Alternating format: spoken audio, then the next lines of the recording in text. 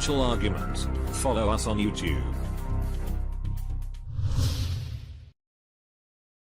Let's get into the economic collapse financial news. Now, today we can see that gold was suppressed once again, and we know from the court ruling that the suppression of gold is just not by chance. We know that banks, central banks, they've been doing it for quite a while. And we can see that gold is continually being brought down, and this is an indicator that something is going to happen, most likely some type of financial event.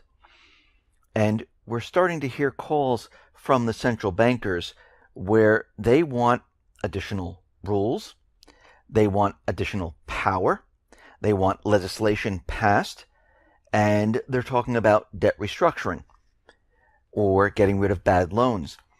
Now, we need to think about this for a second. Why would they be doing this at this point? Well, we realize that the world has about 152 trillion or so worth of debt, worldwide debt. This is a huge number, and they realize that this debt problem is a major problem because they don't want countries to go under, because that will show the central bank through debt collapsed a country. They need countries to barely stay afloat so they can continually give them more and more debt to keep them under control. And this is why the United States Secretary of Treasury, Jack Lew, that's why he wants a restructuring now in Greece. He says the only solution to Greece's debt problems would be restructure it. He said any delays would only make the situation more difficult later on. So what he's really saying right now is there's a huge problem in Greece. Greece right now is going to go under. It's going to collapse unless the debt is restructured.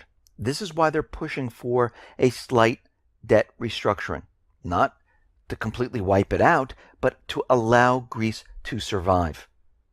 And of course, many people think like, oh, this is fantastic. They're going to let Greece survive. They're trying to help. No, they're trying to keep their system intact. They don't want to show the world that through their policies, they collapsed a country.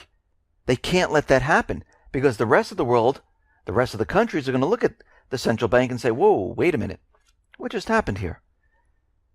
You kept on piling debt and on debt on debt on debt on Greece, and you brought the country to its knees. And all the austerity didn't help. We don't want the same thing. And this is why they're pushing so hard. Because the world right now is suffocating from all this debt. They know there's not enough revenue out there to pay for all of this. People are losing jobs left and right. And as more and more people lose left and right and there's more austerity, where do you get the revenue to pay for the interest on this debt? Well, it's non-existent.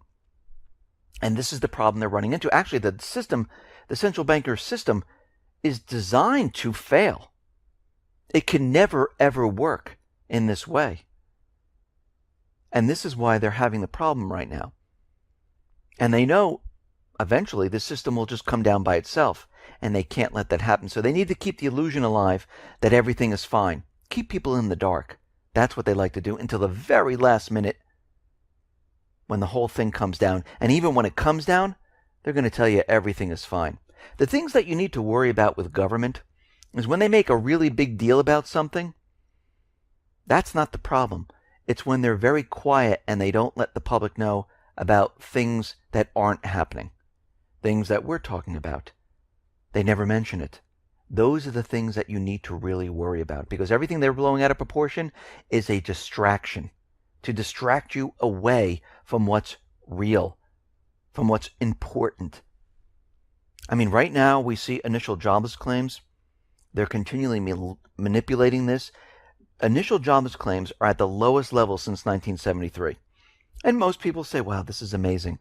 Look at this. No one is claiming unemployment. Everything is great. But really what's happening is more and more people are being laid off. They're unemployed.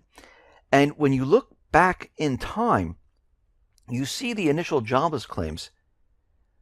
every time they've reached low levels like this, about a couple months later, we have a major recession, depression. And when you look back in time, back to 1975, 1980, 1991, 2001, 2007-8, we were at the lowest points in initial jobless claims. And a couple of months later, all of a sudden, the initial jobless claims shot up and we went into some type of recession. Right now, we are at the lowest point since 1973, which tells us that we are headed for a complete collapse of the system, because we are already in a recession. And it's getting worse and worse as time goes on. It's not getting better. The economy is not improving.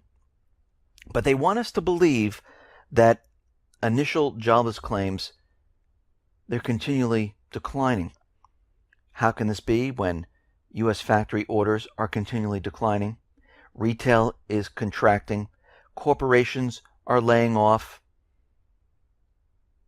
Something doesn't make sense. Something doesn't fit into this model.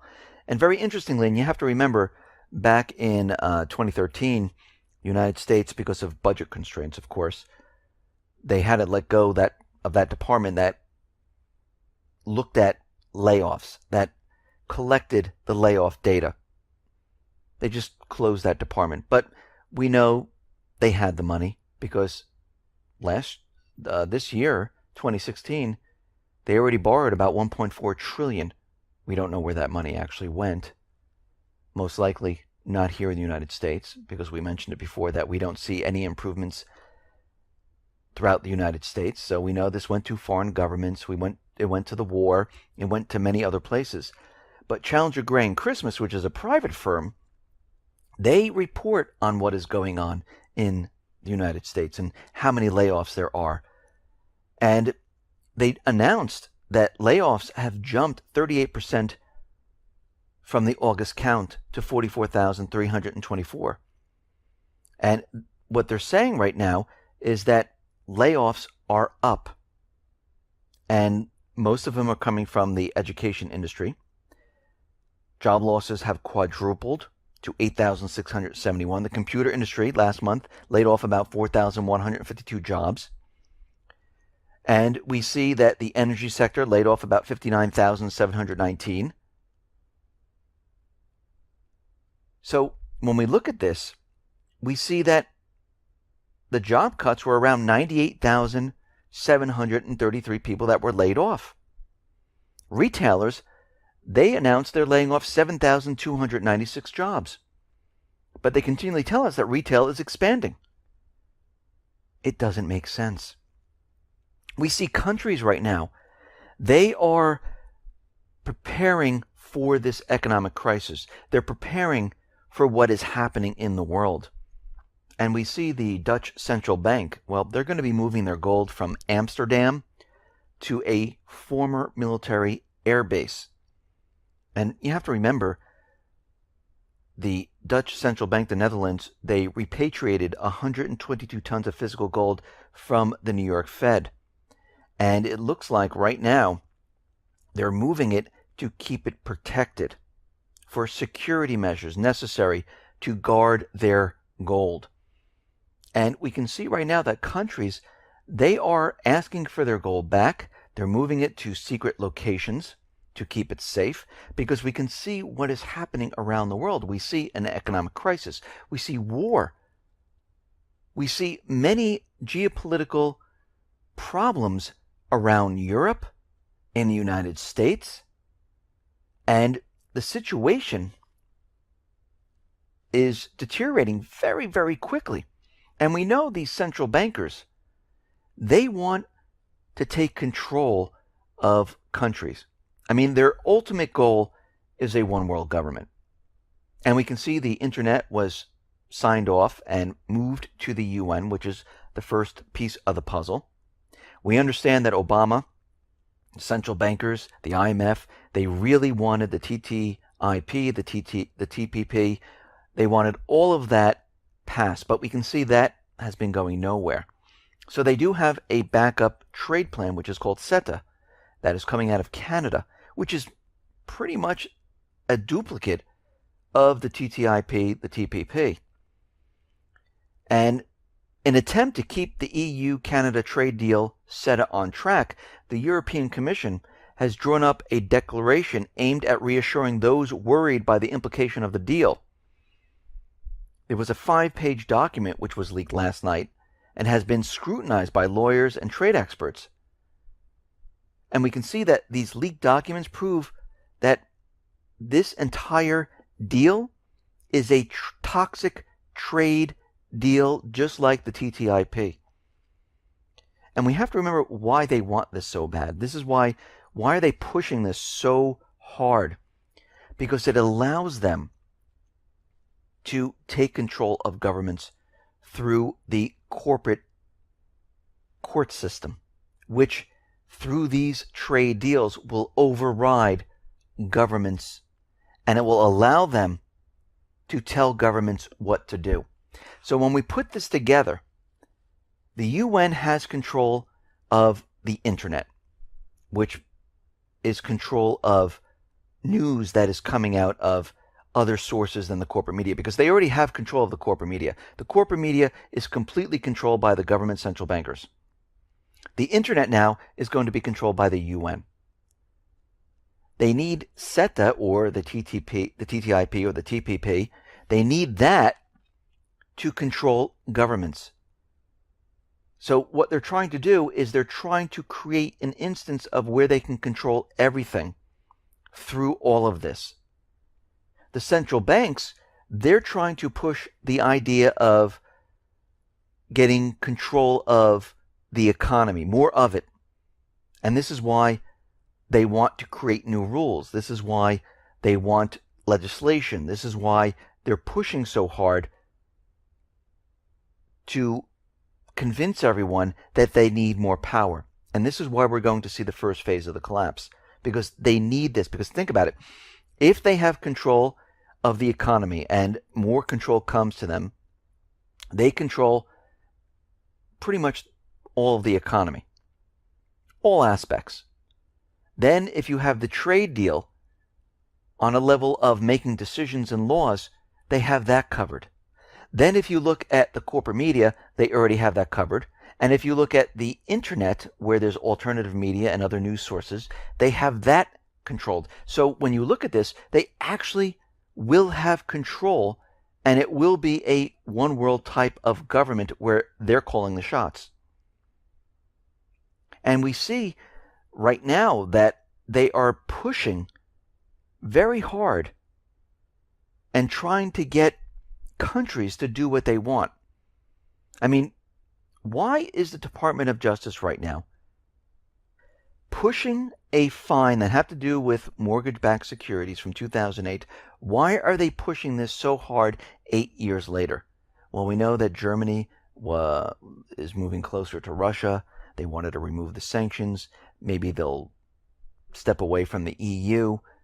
And it looks like they're using this to bring the European countries back in line.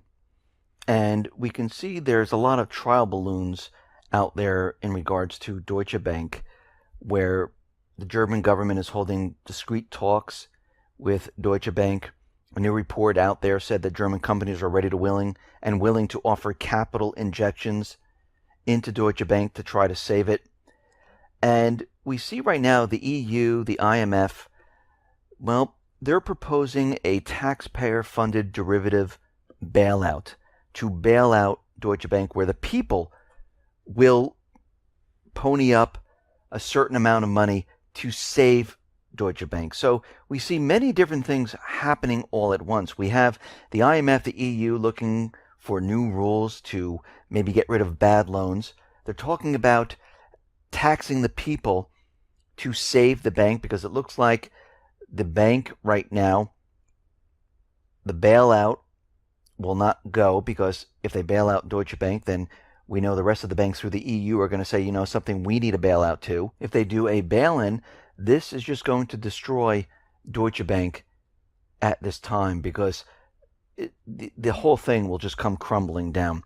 So right now what we're seeing is the U.S. government central bankers are trying to push Europe back in line, and if they do not get in line, they are ready and willing to do a controlled collapse of the system. Listen, everyone, thanks a lot for listening. Be well, be safe, and especially be prepared. Thanks a lot.